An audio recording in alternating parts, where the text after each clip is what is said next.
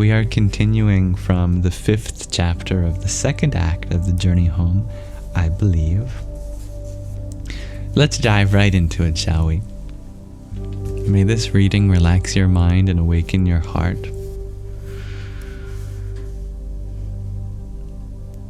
It was about this time that I shared my realizations in a letter to my family. Dear family, better to live in poverty than to sell one's soul for an empty palace of gold. Better to live unknown than to sell one's soul for the empty and futile pleasures of admiration, name, and fame. Where there is no inner freedom, there is no life. Better to die at once than to be deprived of seeking the ideal of one's life. I have been doing what I consider to be invaluable studies with great men and places of the East. Such study, please understand, takes much time. I have barely started to even approach the beginning of such a vast study. I am selfish and egotistical. I am ignorant and blind of truth. I am perhaps the farthest away from knowing God. So it is that such a fool as me needs much time to see the blissful light of supreme truth that shines within you and me. Love, Richard.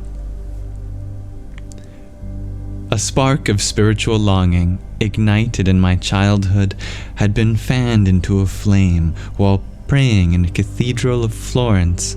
It was kindled into a blaze while meditating on the Isle of Crete, and fueled higher and hotter by my challenges in the Middle East.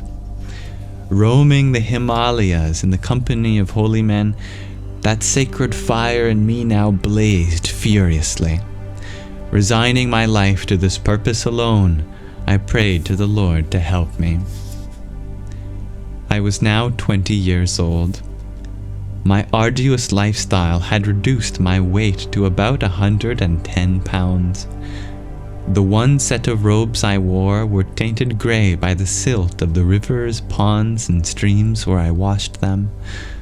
My skin had become coarse and toughened by the elements, my lips chapped with cracks, and my hair matted. I wore cheap rubber sandals, and my feet were dyed brown by the soil, and cracks formed around the border of my heels. This life I'd chosen was taking some toll on my health, but I showed little concern. My yearning for enlightenment now burned more brightly than ever. I loved my life as a homeless sadhu, and I rejoiced in anticipation of the next adventure, and in being in the presence of magnificent souls who were advanced in their spiritual paths. Roaming through the forest, I often asked myself, will I ever find the one path I should tread, the teacher I should follow? One day, while in Devprayag, I was invited to a nearby ashram for a meal among the sadhus. While there, a yogi emerged from the jungle. Nobody knew him. He advertised for the doctors of the town to assemble that evening. After several doctors arrived, the yogi made his appearance, and then, with a thunderous voice, challenged, "Materially infected, you have more faith in modern science than your own heritage. God has brought me out of the forest to crush your foolish pride. By yogic power I will shut down all of my life systems and die. You test me with your medical instruments. In exactly 30 minutes I will rise from the dead." With his back erect, sitting in a lotus position, he inhaled and exhaled with great force about 20 times. Then, fully inhaling, he stopped breathing and sat motionless. Each doctor went to work with a stethoscope and other devices, but not one could detect a heartbeat, breath, or pulse. They were astonished. "He is clinically dead," one doctor announced. Skeptical, I also stepped forward and borrowed a stethoscope to check his pulse and heartbeat, but there was none. In New Delhi, Swami Rama had given me a spellbinding preview of the powers of yoga. During my time in the Himalayas, I had practiced pranayama, or breathing exercises, and asanas, physical postures and silent meditation, to better attune my mind and body with the divine force of God. I had seen the incredible effects of these practices, with great benefits to health and the ability of practitioners to modulate their physical realities. But this scene was truly amazing. Exactly 30 minutes later, to the second, the yogi exhaled, opened his eyes, stood up, and marched back into the jungles. He didn't ask anything from anyone. He simply wanted to show these skeptics the power of yoga. Both the doctors and myself gazed in amazement at his departing from returning to the wilds.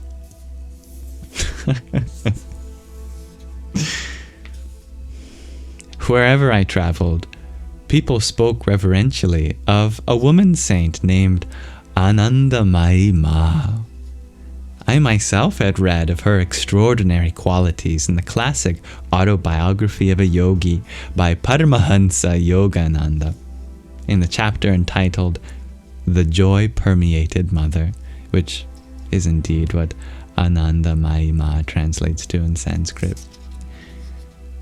On the bank of the Ganga at Dev Prayag, a sadhu informed me that she was living in the Himalayan town of Dehradun. "I'm going to bus to visit the Holy Mother today," he said. "You're welcome to join me." Upon arrival, I entered into a quaint courtyard filled with the Mother's followers. All were eager to see her. My companion disappeared. A small crowd gathered around me to share stories of their guru's life. I was told that Anandamayi Ma, who was the guru of Prime Minister Indira Gandhi, was born in an obscure village in East Bengal at the dusk of the 19th century.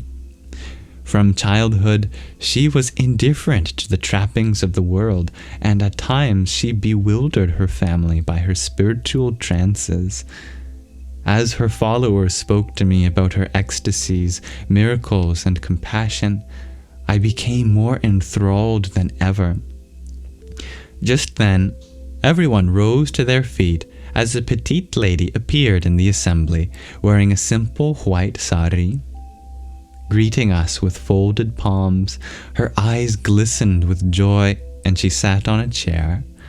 Thin and frail, she nonetheless emanated an unearthly power.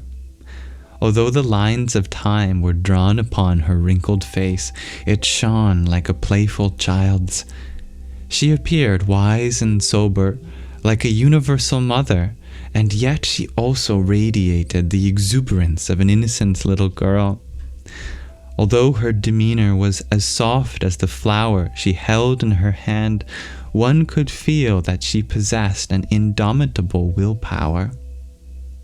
Smiling upon us, she led everyone in chanting God's names, all the while clapping her hands.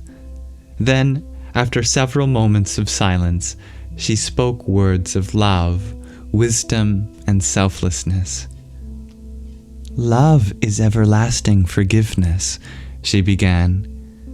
"Wisdom is to see everything in relation to the whole. If you understand that everything belongs to Him, you will be free of all burdens."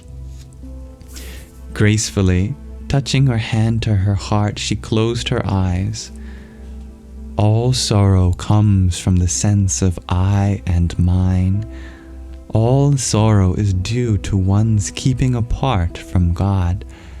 When you are with Him, all pain disappears. By sorrow does the Lord dispel sorrow, and by adversity does He destroy adversity. When this is done, he sends no more suffering, no more adversity. This must be remembered at all times.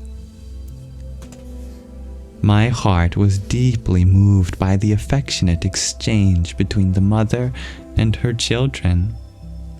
A breeze rustled the leaves of the surrounding trees. Looking up, Anandamayi Ma paused from speaking and gazed on a chirping sparrow. With glances and smiles, everyone relished her tender mood. The world oscillates endlessly between pleasure and pain, she continued. There can be no security, no stability here. These are to be found in God alone. Suffering is sent to remind us to turn our thoughts toward God, who will give us solace. Whenever you possibly can, sustain the flow of the sacred name. To repeat his name is to be in his presence. If you associate with a supreme friend, he will reveal his true being to you. Her gentle glance awakened faith and hope, and her simple, unassuming nature brought peace to my heart. Although she considered herself no more than a child, everyone present accepted her as mother. In the time I spent with her, I saw renounced sadhus, yogis, and swamis, who typically keep a distance from women, sit at her feet seeking her blessings. One day, as I sat alone in a courtyard, Anandamayi Ma gracefully appeared. To show my reverence, I knelt down and touched her feet. Hopping backward, her face tensed with humility, she appeared embarrassed. Guilt rushed through me like a whirlwind. In her gentle presence, attempting to show my reverence and respect, I nonetheless felt that I had acted barbarically. What had I done? I understood that, though she was an exalted being, she must humbly prefer followers not to touch her feet. Taking pity on me and my mortification, she sat on a nearby chair. With a childlike smile, her eyes rolled upward into her head as her eyelids fluttered, then closed. In the silence of that moment, she entered into a trance. I felt an aura of motherly affection beaming from her motionless form. Mystically, her face shone like an angelic child. An intimate silence prevailed as she came out of her trance, smiled, and motioned for me to come closer. Her eyes sparkled with affection, yet, as I looked deeper into them, they appeared utterly blank from desires. Silently touching a lotus flower to her nose and lips, she placed it in my hand, and then, rising from her seat, departed. Enshrining this experience in my heart, I carried on with my pilgrimage. Living as a sadhu, I was coming to appreciate was a serious life. Enduring the cold winter with no warm clothes or shelter other than the bare earth of a riverbank, jungle, or cave, being vulnerable to insects and animals, both while awake and asleep, having no help in sickness, and primarily being alone, all alone. Still, I would not give it up. From Dehradun, I traveled northwest, higher into the Himalayas, to Uttar Kashi, known by many as the Valley of the Saints. Since ancient times, yogis have taken shelter of this forest for solitude and meditation. Wandering about, I discovered a cave high on a mountain. From there, I gazed down into the forest. Over the course of days, I saw a leopard intently hunting through the foliage. One day he poised for an attack and sprang on an unsuspecting deer who sunk to the ground under the grip of the leopard's jaws. There were also nomadic packs of brown and white monkeys sparring with one another, swinging from branch to branch in search of fruits and berries. Spotted deer chewed on green leaves, grass, and shrubs, while anxiously glancing from side to side in fear of predators.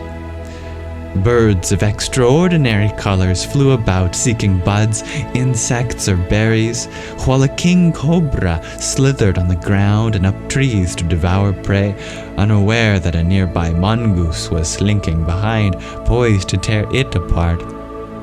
These were my neighbors, and I, a guest in their homeland. Remembering how Kailash Baba taught me to cultivate the proper attitude around such creatures, I prayed to be fearless. Everyone in all species must struggle for survival, as the strong exploit the weak. But in human life, I thought, there is something so much greater to pursue. Here in my forest dwelling, I would often take out from my bag and meditate on the picture of the blue boy who'd found me in New Delhi. I was increasingly drawn to this beautiful person playing the flute and wondering who he could be. Still, I asked no one. I felt his identity would be revealed according to God's plan. One spring day, sitting alone in the courtyard of a Himalayan temple, I listened to the stillness of the morning. Every so often I could hear the low hum of a black bee drifting from flower to flower, seeking nectar. Observing it, I realized that I had adopted a similar life, moving from place to place, seeking to collect the nectar of spiritual wisdom and inspiration, but not clear enough about my desires to choose one place, one path, one teacher. Suddenly, in the distance, a baby cried for its mother. I also felt like a baby, spiritually, though I lacked the spontaneous ability to cry so genuinely. When, I wondered, will the day come when I will cry like that baby for my beloved Lord? Later, as a Himalayan breeze whistled through the courtyard, rustling the sprouting leaves, I reflected on what it took to see the essence of life and shared my thoughts in a letter to my family. How is everything on that side of Mother Earth? I think maybe the more kind we are, the more kindness we will find everywhere, and the more good we are, the more good we will see everywhere. Richard. Suddenly, gongs resounded, and a few villagers gathered in the temple courtyard, which was nothing but a small clearing within a dense forest of huge banyan, neem, and tamarind trees, with wild animals slinking about in the crisp mountain air. The villagers worshipped a deity that stood in the form of a stone statue in a one-room brick temple. After bowing on the ground, the villagers gazed fervently at the deity while offering prayers, candles, and flowers. Due to my background with Judaism and my studies of Christianity and Islam, I felt a certain discomfort with this and did not participate. Was this idol worship? I didn't really know. Trying to restrain my judgmental tendencies, I hoped in the future to better understand. A fascinating soul came upon me that day, a wandering sadhu named Bala Shiva Yogi. Perhaps in his early 40s, he was a small and pudgy man. He had wavy black hair, a small nose that twitched repeatedly along with his eyebrows and twinkling eyes. He behaved like a restless juvenile. Frivolous and talkative, he told jokes and moved about in a nervous fashion. When begging for alms, he insisted on being given sweets, a trait I hadn't yet come across in a Himalayan mendicant. But when it came time for him to execute his yoga practices, he transformed into a pillar of intensity. His multifaceted personality made him charming company. Together we passed a few days of close friendship until I felt a calling to enter the higher Himalayas. When I said goodbye, Bala Shiva Yogi clasped my arm. "No," he said. "I insist you come to my lecture this evening. Please?" The more I declined, the more he pleaded. I finally relented. Once at the lecture hall, I looked over at a crowd of several hundred people who had gathered before a raised platform on which Bala Shiva Yogi stood. I sat on a chair to the left of the stage. He began the program by opening his empty hand for all to see, closed it again, went into a meditative state, and, to the crowd's astonishment, opened his hand to reveal a long black stone. It was a Shiva Lingam, a deity form of Lord Shiva. It appeared that the stone had grown right out of his hand. The crowd was transfixed. As far as I could see, this was not a magic trick, but real magic. He placed the Shiva Lingam on the podium. Then, chanting mantras, he induced ashes to materialize from his hand. These mystical ashes poured constantly from his bare palm, showering the lingam. In about a minute, the stone was buried under a hill of ashes. The audience, myself included, was spellbound. An elderly man stood and praised the yogi, while an old woman gazed at him as if he were a god. As the demonstration concluded, the crowd came forward to worship him. Moving back, I marveled at how such a simple, restless man could possess such powers. Raising his open palms, Bala Shiva Yogi addressed the assembly in a thundering voice. "Ladies and gentlemen, what you have just seen is called Prapti Siddhi, a yogic art. It is only viewed as supernatural if you do not understand the science. Through yogic discipline, a person can learn to manipulate the gross elements of nature by controlling the subtle elements with the mind." Tensing his eyebrows, he warned, "But do not be fooled. What you saw is not spiritual. Rather, it is a material skill attained through meditation and austerities. I am not God, nor is anyone else who performs such supernatural feats. I am just an ordinary man with some yogic powers."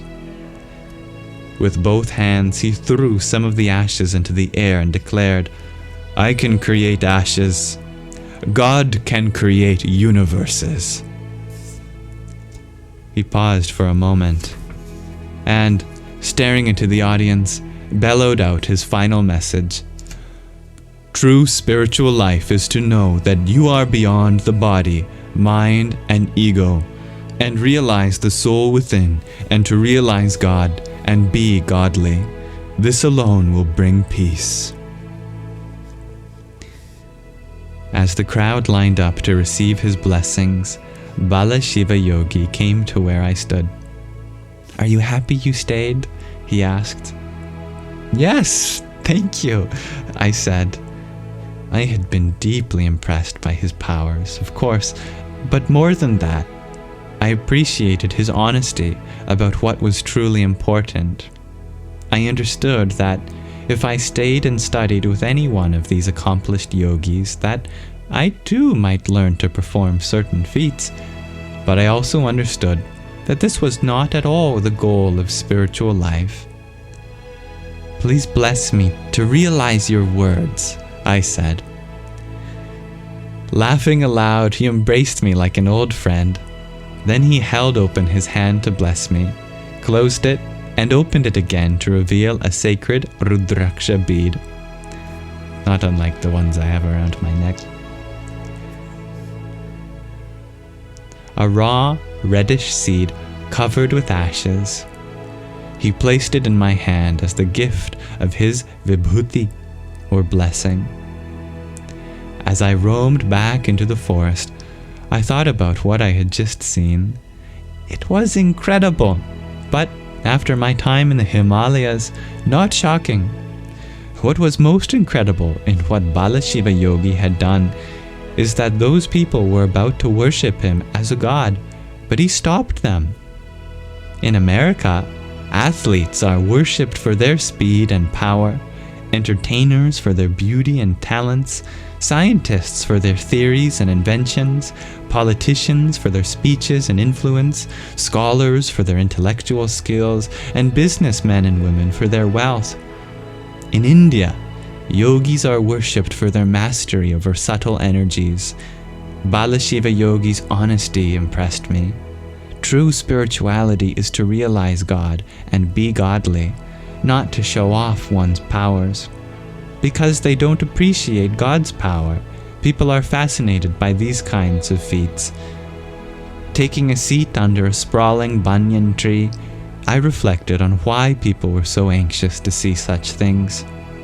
Everywhere we look, we witness the unsurpassable miracles of God. But because we see them constantly, we take them for granted. Picking up a seed, I examined it.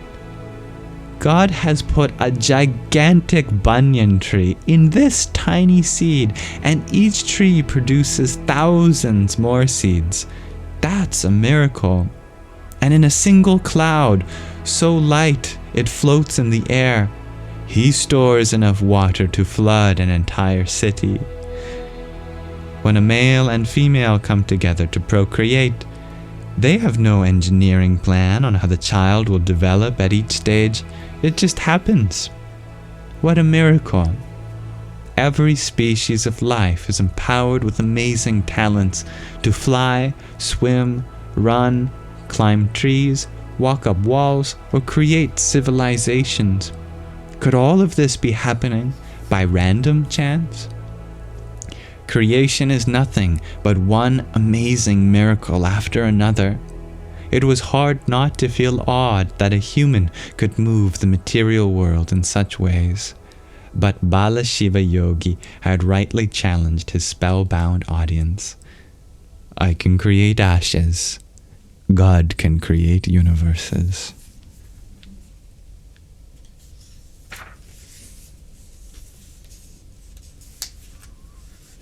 Thank you for listening. We've come to the end of the 5th chapter of the 2nd act of the journey home. I am wondering if there's a picture of Bala Shiva Yogi.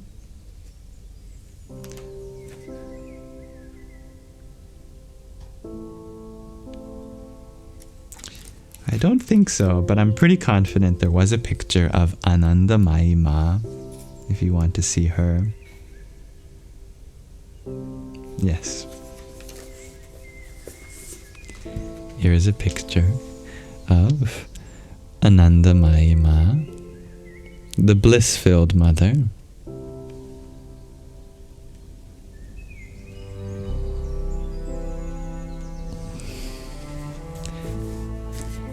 Again, I thank you very much for listening, and I look forward to how this journey unfolds as we read together next time.